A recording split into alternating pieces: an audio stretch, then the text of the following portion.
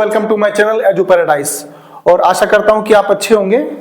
और देखेंगे आज हम मैथ की सीरीज में पढ़ रहे हैं। मैथमेटिक्स में क्लास 10th के यूपी और सीबीएसई बोर्ड के क्वेश्चन की प्रैक्टिस कर रहे हैं, जिसमें हमने 150 क्वेश्चन की सीरीज में इससे पहले 3 पार्ट्स कर चुके हैं। उसके बाद आज 4th पार्ट लेके आ रहे हैं, जिसमें क्वेश्चन नंबर 81 से स्टार्ट करेंगे। और आप देखेंगे कि 150 क्वेश्चन की सीरीज में सारे क्वेश्चन जब आपके कंप्लीट होंगे तो आपको लगेगा कि हाँ, जितने भी 20 क्वेश्चन आपको देखो 20 क्वेश्चन आपके एग्जाम में आएंगे और 20 क्वेश्चन हमारे इस 150 क्वेश्चन की सीरीज से बाहर नहीं मिलने वाले आपको। भले ही संख्या आपको चेंज मिल जाए, लेकिन क्वेश्चन बिल्कुल पैटर्न सेम रहेगा। चलिए देखते हैं क्वेश्चन नंबर 81 क्या कह रहा है। उसने कहा वर्ग अंतराल दिए हुए हैं आपको ये, और उसकी बारंबारता दी हुई है। अच्छा, पहले तो देखिए बारंबारता क्या है। बारंबारता वो है जिसके भी अंतराल में, ये जैसे मान लीजिए 20 से 30 तक अंतराल है, उसकी जो वैल्यू है यहाँ 23 है, मतलब बारंबारता 23 है इसकी। तो सबसे ज्यादा नंबर ऑफ बारंबारता किस में है? 20 से 30 में है। तो सबसे कम बारंबारता पूछेगा तो बताएंगे 40 से 50 में। और सबसे ज्यादा बारंबारता पूछे कौन से वर्ग में है, वो है 20 से 30 वर्ग में है, जिसमें 23 वैल्यू है। तो यही पूछा उसने कि कौन सा बहुलक वर्ग होगा जिसकी बारंबारता सबसे ज्यादा है। ठीक, तो 23 हो जाएगा। ठीक, और वर्ग हमारा हो जाएगा 20 से 30 तक। उसके बाद देखेंगे क्वेश्चन नंबर 82। 2x + 3y = 18 दिया हुआ है, x - 2y = 2 दिया हुआ है, का हल होगा। देखिए, अगर आपको ये पता करना है हल है, तो आप जैसे पहला ऑप्शन दे रखा है x का मान 6 दे रखा, y का मान 2 दे रखा, तो इसमें पुट करके देख लो। आप देखो x का मान 6 पुट करोगे, 6 दूनी 12, y का मान 2 पुट करोगे, 3 दूनी 6, 12 और 6 18, सेटिस्फाई हो गया। अब यही वैल्यू इसमें पुट करके देखो, x का मान 6 और y का मान 2, 6 2 दूनी 4, 6 में से 4 गया, 2 बचा। इसका मतलब ये दोनों वैल्यू ऐसी हैं जो इस दोनों इक्वेशन को सेटिस्फाई कर रही हैं, और सेटिस्फाई करेंगे तो इसके हल होंगे। इसका मतलब ए ऑप्शन हमारा सही हो जाएगा। आप इसको प्रैक्टिकली भी कर सकते हैं, जैसे बताया आपको। आगे देखिए क्वेश्चन नंबर 83 में कौन सह अभाज्य संख्याओं का युग्म है। अच्छा, सह अभाज्य संख्याएं कौन सी होती हैं? जैसे मान ले कोई भी 2 नंबर लेंगे आप, जैसे आपने लिया 4 ले लिया, 6 ले लिया। आप देखिए इसमें इन दोनों में कॉमन क्या है। आप देखें इन दोनों में कॉमन 2 कॉमन हो जाए, क्योंकि 2 से 4 भी डिवाइड होगा, 2 से 6 से 2 से हम 6 को भी डिवाइड कर सकते हैं, 2 से 4 को भी डिवाइड कर सकते हैं। तो यहाँ तो 2 कॉमन आ गया। ठीक है, लेकिन सह अभाज्य वो संख्याएं होती हैं जिनमें कॉमन सिर्फ एक आता है। एक, जैसे मैं लिया 3 ले लिया और मैंने यहाँ 5 ले लिया, तो 3 और 5 में क्या कॉमन है? कुछ भी कॉमन नहीं, तो एक कॉमन होगा। जब कुछ कॉमन नहीं होता तो एक कॉमन होगा, और जब एक कॉमन होगा तो उसको एचसीएफ बोलेंगे, और जब एक एचसीएफ होगा तो हम कहेंगे वो सह अभाज्य संख्याएं हैं। तो यहाँ देखिए, इसमें देखिए 5 और 15 में 5 कॉमन है, 5 से इसको भी काट सकते हैं, 5 से इसको भी काट सकते हैं। यहाँ देखिए 7 और 21, 7 से भी कट जाता है 7, और 21 भी 7 से कट जाता है, तो ये भी नहीं होगा, ये भी नहीं होगा। 31 और 93, 31 भी 31 को 31 से काट सकते हैं, और 93 को भी 31 से काट सकते हैं, तो ये भी नहीं होगा। 18 और 75 ये अलग टेबल से कटेगा, ये अलग टेबल से कटेगा, तो इसमें जो एचसीएफ होगा वो 1 होगा। तो हम कह सकते हैं कि ये ए ऑप्शन ही सह अभाज्य संख्या है। इसके बाद क्वेश्चन नंबर 84 देखते हैं। चलिए क्वेश्चन नंबर 84 देखते हैं। यदि x 1/x² - 2 बराबर है 1/7, तो x की वैल्यू बतानी है आपको। देखिए ये दोनों, ये भी 1 के डिवाइड में है, ये भी 1 के डिवाइड में है, तो आप उसको उल्टा कर लो। यानी x² - 2 बटे में 1 आएगा, तो 1 तो नहीं लिखेंगे, 7 1/7 है, तो उसको भी उल्टा कर देंगे 7 ऐसे। ठीक है, -2 इधर आएगा तो किसका बन जाएगा? +2 बन जाएगा, तो ये हो जाएगा 7 और 2 9 हो जाएगा। स्क्वायर जब इधर आता है तो अंडर रूट बन जाता है वो हमारा, तो √9, तो 9 का अंडर रूट हो जाएगा 3, तो ये अंडर रूट से निकलेगी तो वैल्यू आएगी +-3। तो ऐसे ऑप्शन में देख लेंगे आप जिसमें प्लस में भी 3 हो, माइनस में भी 3 हो, उसको टिक करेंगे। उसके बाद देखिए क्वेश्चन नंबर 85। व्यास AB के एक वृत्त को का केंद्र इतना है तथा B के निर्देशांक इतने हैं, तो A के निर्देशांक बताओ। देखिए उसने कहा व्यास AB है, तो मैंने कहा कि मैंने एक सर्कल बना लिया, एक सर्कल बनाया मैंने, इसका व्यास AB है, ये A है, ये B है, ये इसका सेंटर पॉइंट है। ठीक है, उसने कहा केंद्र 2 और 3 दिया हुआ है, 2 - 3 ये केंद्र दिया हुआ है आपको, और उसने कहा B के निर्देशांक इसके दिए हुए हैं उसने 1 और 4, तो ये वाला पॉइंट निकालना है आपको। तो ध्यान से देखिए, जो सेंटर पॉइंट होता है वो मिड पॉइंट होता है, और मिड पॉइंट होगा तो इसका मतलब इस लाइन की ये मिड पॉइंट है, और मिड पॉइंट हो गए तो मिड पॉइंट निकालने का फॉर्मूला क्या था हमारा, देखिए x equal to x1 plus x2/2, ये मिड पॉइंट का फॉर्मूला था। तो यहाँ से x कितना दिया हुआ है, x हमारा 2 दिया हुआ है, तो 2 रखेंगे इसमें, तो 2 बराबर x1 प्लस x2, यानी इसकी जो पॉइंट मान ली हमने x1, y1 मान ली है, तो ये x1 ऐसे ही प्लस x2 कितना है 1 डिवाइड बाय 2, ठीक है।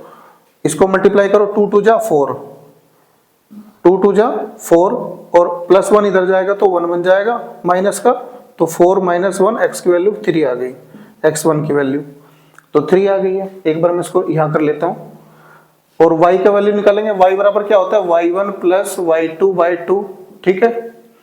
यहाँ पर जो y दिया हुआ -3 दिया हुआ, तो रखेंगे -3 बराबर y1 हमें निकालना है, y2 हमें दिया हुआ है 4, ठीक है, तो 4 डिवाइड बाय 2 है तो 2 रखेंगे ऐसे ही। उसके बाद 2 की मल्टीप्लाई -3 में करेंगे, 2 3 जा 6, तो ये हो जाएगा -6 बराबर y1 प्लस 4, प्लस 4 इधर जाएगा तो -4 बन जाएगा, तो वैल्यू आ जाएगी y1 इक्वल टू -10। तो इसके निर्देशांक निकल गए हमारे कितने, 3 और -10, तो 3, -10। तो इस तरह आप मिड पॉइंट फॉर्मूले से आप वैल्यू निकाल सकते हो उनकी। उसके बाद देखिए उसने कहा ये समीकरण दिए हुए, इसके मूलों का योग पता करें। मूलों के योग के लिए मैंने आपको एक फॉर्मूला बताया था, इसको मैं रफ कर देता हूं। जैसे मान लो ये समीकरण दी हुई है आपको, ठीक है, और इसके मूल पहले आप मूल निकाल लें, उनको योग करके तब आंसर दे दें। या तरीका नंबर 2 ये है कि मूलों का योग होता है ये जो यहाँ पर -b, देखिए इसको मैं जनरल इक्वेशन लिख रहा हूँ, ax² plus bx plus c बराबर 0, ठीक है। अगर मूलों का योग निकालना तो फॉर्मूला होगा अल्फा प्लस बीटा। अल्फा और बीटा हम मूल मान लेते हैं कि एक अल्फा, एक जो मूल है वो अल्फा है, दूसरा मूल है बीटा, तो उसने योग पूछा है, तो योग होता है इसका हमारा -b/a, ये होता है। तो देखिए -b यानी -3 लेंगे और a लेंगे हमारा 5, ये 5 है, तो हो जाएगा माइनस माइनस प्लस, तो 3/5 आ जाएगा। तो आप डायरेक्टली निकाल सकते हैं, ना कि यह तरीका नंबर 2 ये है, x का मान निकालो, उनको जोड़ के बता दो, तब भी आंसर सही आएगा हमारा। तो इसके बाद क्वेश्चन नंबर 87 देखते हैं। चलिए क्वेश्चन नंबर 87 देखते हैं। त्रिज्याखंड OAB का क्षेत्रफल पता करो। OAB ये चित्र दिया हुआ आपको, इसका क्षेत्रफल पता करना है। देखिए ध्यान से, अगर आप ध्यान से देखेंगे तो ये वृत्त का एक पार्ट है, सर्कल का एक हिस्सा है, उसका हमें क्षेत्रफल पता करना है, जिसमें हमें थीटा दिया हुआ और रेडियस दी हुई है। तो देखिए ध्यान से, अगर आप एरिया निकालेंगे सबसे पहले वृत्त का, मान लो वृत्त का एरिया πr² होता है, ठीक है, लेकिन πr² जो होता है वो पूरा सर्कल होता है, पूरा सर्कल मतलब 360 डिग्री का होता है। अगर आप 1 डिग्री की वैल्यू निकालेंगे तो πr²/360 होती है। अब किसी भी एंगल होगा उसी की एंगल की आप क्षेत्रफल निकाल सकते हैं। 30 दिया हुआ है तो 30 से इसको मल्टीप्लाई कर दो, तो 0 से 0, 3 से 12 बार जाएगा, तो यानी πr²/12 इसका क्षेत्रफल है। तो r की वैल्यू कितनी दी है, रेडियस 4, तो 4 रख दो यहाँ पर, पाई r 4 है तो 4 का स्क्वायर 16/12, 4 चौक 16, 4 तिया 12, तो आंसर आ गया 4π/3, ये आंसर आ गया। अगर आपसे बोलेगा कि पाई की वैल्यू रखो तो आप रख देंगे, अगर नहीं बोलेगा तो आप ऐसे भी रख सकते हैं, ठीक है। उसके बाद क्वेश्चन नंबर 88 देखिए, 22 सेंटीमीटर परिधि वाले एक वृत्त का चतुर्थांश का क्षेत्रफल पता करो। देखो परिधि दी हुई है एक वृत्त की 22 सेंटीमीटर, ये मान लो वृत्त है, इसकी परिधि ये चारों तरफ होती है, परिधि का मतलब होता है 2πr, यानी वो 22 दे रखी है आपको, ठीक है। तो यहाँ पर r निकालेंगे पहले आप, 2 पाई का मान रखेंगे 22/7, r ऐसे ही रखो बराबर 22, 22 से 22 कट जाएगा तो 7 की मल्टीप्लाई इधर होगी, 2 नीचे आ जाएगा, तो r बराबर हो जाएगा 7/2, इन रेडियस आ गई हमारी 7/2। अब चतुर्थांश देखिए, चतुर्थांश क्या होता है, जैसे इसको मिटा रहा हूं मैं एक बार, है ना। चतुर्थांश क्या होता है हमारा, जैसे मैंने ये खींचा है ना, और ये वृत्त बनाया, और वृत्त का चतुर्थांश का मतलब एक पार्ट ये रहा, एक पार्ट ये रहा, एक पार्ट ये रहा, तो 4 पार्ट। चतुर्थांश को बोलते हैं चौथा पार्ट, है ना, यानी चतुर्थांश यानी एक पार्ट की इसकी वैल्यू निकालनी है आपको, यानी थीटा आपको 90 डिग्री चाहिए, तो एरिया निकाल देंगे। उसका एरिया बराबर क्या हो जाएगा, पाई आर स्क्वायर बटा 63। ये 1 डिग्री का क्षेत्रफल होता है, तो जितना भी निकालना उतने से गुणा कर देंगे। हमें निकालना 90 डिग्री का, तो 9 चौक 36, यानी ये आंसर आ गया हमारा पाई आर स्क्वायर बटा 4। अब आर की वैल्यू रख दो बस, यहाँ पर कितना हो जाएगा, पाई का मान पाई रखो भी, या 22/7 भी रख सकते हैं आप, 22/7, नीचे 4 है तो 4 रखो, और आर हमारा 7/2 दिया हुआ तो रखो 7/2 गुणा 7/2। ठीक है, तो देखिए ध्यान से, 7 से 7 कटा, 2 से 11 बार कटा, और अब क्या बच गया हमारा, ये आ जाएगा हमारा 11 सते 77 बटा 7 से कट गया हमारा एक साथ। ठीक है, 11 सते 77, 77 बटा कितना हो जाएगा हमारा, ये 4, 4 दूनी 8, ये आंसर आ जाएगा सेंटीमीटर स्क्वायर। ठीक है, इसके बाद क्वेश्चन नंबर 89 देखेंगे पूरा। चलिए क्वेश्चन नंबर 89 देखते हैं। एक गोले की त्रिज्या 7 सेंटीमीटर दी हुई है आपको, गोले का संपूर्ण पृष्ठ का क्षेत्रफल पता करना है, संपूर्ण पृष्ठ पता करना है। तो संपूर्ण पृष्ठ क्या होता है हमारा, 4 पाई आर स्क्वायर, ये पूरे गोले का होता है। अगर आधे गोले का निकालेंगे तो आधे गोले का हो जाएगा हमारा 3 पाई आर स्क्वायर। ठीक है, तो पूरे गोले का निकालना, तो 4 पाई आर स्क्वायर लगाएंगे तो हो जाएगा 4 पाई का मान 22/7, और आर स्क्वायर कितना है 7, 7 गुणा 7। ठीक है, 7 से 7 काटेंगे, कितना बचेगा हमारा, 22 चौक 88, 88 गुणा 7, तो 7 8 56, 7 8 56, 56 और 5 हो जाएगा 61, 616 सेंटीमीटर स्क्वायर हो जाएगा आपका। ठीक है, उसके बाद देखिए क्वेश्चन नंबर 90। दो संख्याओं का योगफल और अंतर, योगफल और अंतर दो दे रखे, योगफल दे रखा है 8, अंतर दे रखा है 2। तो हमने संख्या मान ली x है, दूसरी संख्या मान ली y है, तो उन दोनों का योग करा तो 8 आया, और अंतर करा, अंतर मतलब घटाया, उनको 2 आया। ठीक है, तो जब भी इस तरह वैल्यू निकालने तो क्या करें आप, तो इसका x का मान निकालना है तो इसको जोड़ के आधा कर दे, 8 और 2 10, 10 का आधा 5, और y का मान निकालना है तो घटा के आधा कर दे, 8 में से 2 गया 6 बचा, 6 का आधा 3, तो ये हो जाएगा। इसके बाद देखिए क्वेश्चन नंबर 91। उसने का समीकरण के मूल, इतने समीकरण में पूछा है उसने क्वेश्चन में कि समीकरण के मूल वास्तविक होंगे या वास्तविक नहीं होंगे, बराबर होंगे या नहीं होंगे। तो उसके वास्तविक मूल निकालने के लिए क्या करेंगे हम, इसका डी निकालेंगे, डिस्क्रिमिनेंट निकालेंगे आप इसका। तो डी का फॉर्मूला होता है हमारा बी स्क्वायर माइनस 4ac, ये होता है। तो कंपेयर कर लो पहले इसको, a x square plus b x plus c बराबर 0 से कंपेयर कर लो इसको आप। तो b कितना है हमारा -12, तो -12 का स्क्वायर करेंगे 144 हो जाएगा, -4। a कितना हमारा 4 है, और c कितना है 9 है, तो 4 गुणा 9, तो यानी 144 माइनस 4 चौक 16, 16 नंबर 144। देखिए अंतर कितना का 0 आ गया। अगर d 0 आ जाए, अगर d 0 आ जाए तो समझ लेना मूल वास्तविक हैं और बराबर है, वास्तविक हैं और बराबर है। अगर डिस्क्रिमिनेंट 0 होगा तो मूल वास्तविक होंगे और बराबर होंगे। इसके बाद देखिए क्वेश्चन नंबर 92। चलिए क्वेश्चन नंबर 92 देखते हैं। देखिए एक वृत्त में कितनी स्पर्श रेखाएं खींच सकते हैं, देखिए ध्यान से आप समझिए। मान लीजिए ये वृत्त है, एक मैंने वृत्त खींचा, ये वृत्त है, इस पर कितनी स्पर्श रेखा, स्पर्श रेखा क्या है, देखिए ध्यान से।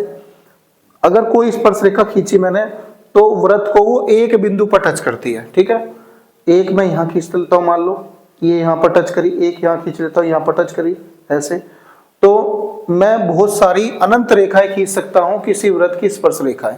ठीक है, तो उसने कहा वृत्त में कितनी स्पर्श रेखा खींची जा सकती है, तो आप बोलेंगे अनंत, तो इसका आंसर हो गया अनंत। अनंत कैसे होगा मैंने बता दिया, अनेकों रेखा खींच सकते हैं आप इस पर। ठीक है, इसके बाद क्वेश्चन नंबर देखेंगे हम 92। बाह्य बिंदु से वृत्त पर खींची गई स्पर्श रेखा की लंबाई क्या होती है। देखिए ध्यान समझे, पहले ये वृत्त खींचा मैंने, ठीक है, ये बाह्य बिंदु है, इस पर एक स्पर्श रेखा खींची और ये स्पर्श रेखा खींची। ठीक है, ठीक है, बाह्य बिंदु से कितनी स्पर्श रेखा की लंबाई, स्पर्श रेखाओं की लंबाई क्या होगी। देखिए ध्यान से, मान लीजिए एक स्पर्श रेखा मैंने ये खींची, ये यहाँ पर इसको मीट कर रही है, मिल रही है, यहाँ खींची इसको, ये यहाँ पर मीट कर रही है, तो इन दोनों स्पर्श रेखाओं की लंबाई हमेशा बराबर होती है। ठीक है, उसके बाद देखिए, यदि वृत्त का केंद्र O है, ये O है, स्पर्श रेखा की लंबाई, ये स्पर्श रेखा है यहाँ से ये वाली, इसकी लंबाई 24 है, 24 है, तो वृत्त का केंद्र से दूरी 25 है, ये केंद्र है, यहाँ से यहाँ तक की दूरी 25 है, तो रेडियस बतानी है आपको। अगर आपको देखिए कोई भी त्रिज्या स्पर्श रेखा पर हमेशा 90 डिग्री एंगल बनाती है, ये रिमेंबर रखना है आपको बात, ठीक है, याद रखनी है। तो ये 90 डिग्री बनेगा तो ये पाइथागोरस बन गया, और अगर ये पाइथागोरस बन गया तो आपको याद होगा, तो आप इसका आंसर डायरेक्ट एक नंबर में दे सकते हैं। देखिए 25 24 तो ये 7 होगा। कैसे होगा 7, ध्यान रखिए। देखिए 90 के सामने कर्ण होता है और ये दोनों बेस और लंब होता है, तो देखिए कर्ण का स्क्वायर बराबर क्या होता है, आधार का स्क्वायर प्लस लंब का स्क्वायर, तो आर स्क्वायर निकालेंगे, 24 स्क्वायर उधर लेके जाएंगे, 25 स्क्वायर माइनस 24 स्क्वायर, 25 का स्क्वायर 625 होता है और 24 का स्क्वायर होता है 576, तो घटाएंगे ये आएगा 49, स्क्वायर इधर लाएंगे तो रूट बनेगा, 49 का रूट हो जाएगा हमारा 7, तो इसका मतलब रेडियस हो जाएगी 7। आप इसको लर्न भी कर सकते हैं, पाइथागोरस पर ट्रिपलेट को 7 24 25 होता है, तो इसका आंसर 7 हो जाएगा। ठीक है, इसके बाद क्वेश्चन नंबर 94 देखते हैं। चलिए क्वेश्चन नंबर 94 देखते हैं। उसने कहा बिंदु ये इसके मध्य बिंदु बताओ, है ना, मध्य बिंदु के निर्देशांक बताओ। देखिए तो जब 3 बिंदु दिए होते हैं इसका मतलब वो ट्राइंगल होता है, और ट्राइंगल होगा इसका मिड पॉइंट निकालने होंगे, और मिड पॉइंट का फॉर्मूला होता है हमारा x बराबर x1 plus x2 plus x3/3।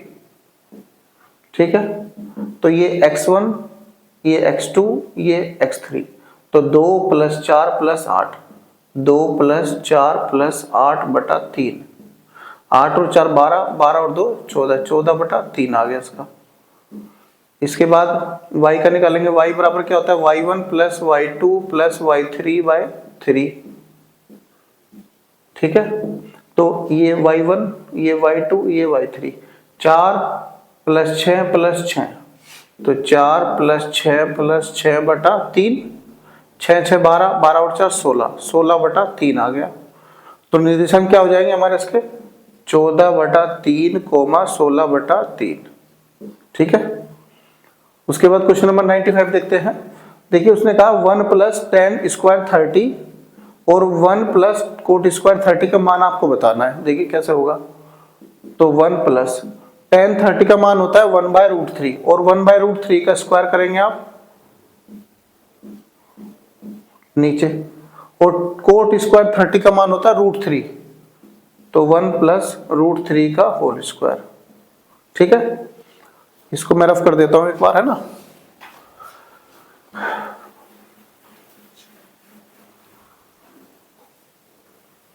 देखिए इसका स्क्वायर करेंगे तो 1 + 1 का स्क्वायर 1 और √3 का स्क्वायर 3।